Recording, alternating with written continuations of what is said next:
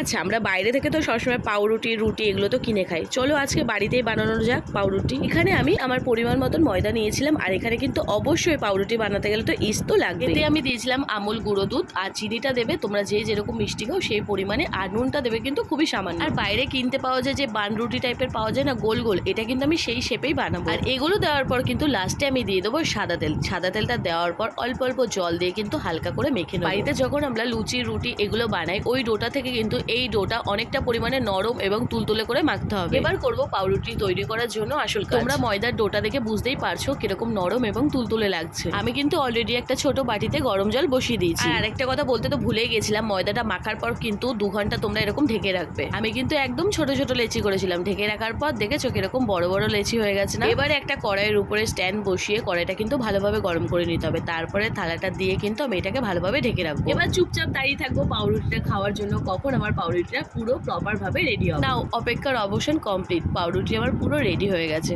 আমি লেচির উপরে butter brush করিনি অথবা ডিমের কুসুমও দিইনি, দিলে একটুখানি কালারটা ব্রাউন আসতো। যাই হোক, যেরকম এক্সপেক্ট করেছি সেরকমই কিন্তু হয়েছে। পাউরুটিটা এক কথা কিন্তু খেতে খুব দারুণ লাগছিল এবং ভীষণ নরমও ছিল।